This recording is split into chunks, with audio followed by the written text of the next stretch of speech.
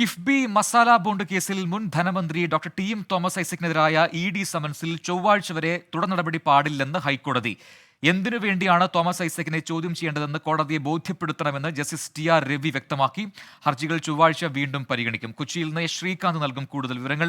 ശ്രീകാന്ത്, താൽക്കാലിക ആശ്വാസം എന്ന് പറയാം ടി എം തോമസ് ഐസക്കിന്. ഇതിൽ പ്രധാനപ്പെട്ട കാര്യം കോടതിയുടെ ചോദ്യമാണ്. എന്തിനാണ് ചോദ്യം ചെയ്യേണ്ടതെന്ന് വ്യക്തമാക്കാതെയാണോ അപ്പോൾ ഇ.ഡിയുടെ ഈ സമൻസ്? സാധാരണഗതിയിൽ ഈ സമൻസ് നൽകുമ്പോൾ ഈ എന്തിനു വേണ്ടിയാണ്, ഏത് കാര്യത്തിന് വേണ്ടി വിളിച്ചു വരുത്തുന്നു എന്നതടക്കമുള്ള കാര്യങ്ങൾ ബോധ്യപ്പെടുത്തുകയാണ് ചെയ്യാറുള്ളത്. ഇ.ഡി വ്യക്തമാക്കുന്നത് ഈ ഫെമ വയലേഷൻ ഈ കിഫ്ബി കേസിൽ നടന്നിട്ടുണ്ട്, അതുമായി ബന്ധപ്പെട്ട ചോദ്യം ചെയ്യലിനാണ് ഇദ്ദേഹത്തെ വിളിക്കുന്നത് എന്നാണ് കോടതിയിലും നിലവിൽ ഇ.ഡി നിലപാടെടുത്തത്.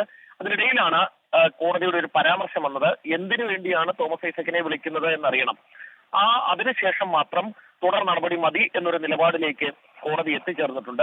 ചൊവ്വാഴ്ച ഈ കേസിൽ വീണ്ടും വാദം കേൾക്കും. ഒരു താൽക്കാലിക ആശ്വാസം എന്ന് വേണം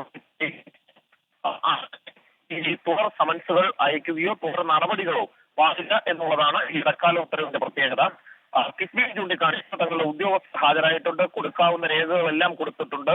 ഇനി ഒരു ചോദ്യം ചെയ്യലിന്റെ ആവശ്യം മുന്നിലില്ല എന്ന് അവരും പറയുന്നു. പക്ഷേ വിടാൻ ഈട് തയ്യാറല്ല. അവരവരുടെ അഡീഷണൽ സോളിസിറ്റർ ജനറലിനെയാണ് ഈ കേസ് വാദിക്കുന്നതിന് വേണ്ടി ഇറക്കിയിട്ടുള്ളത്. ചൊവ്വാഴ്ച ഈ കേസ് വീണ്ടും പരിഗണനയ്ക്കെടുക്കും. ശരി, ശ്രീകാന്താണ് വിശദാംശങ്ങൾ നൽകിയത്.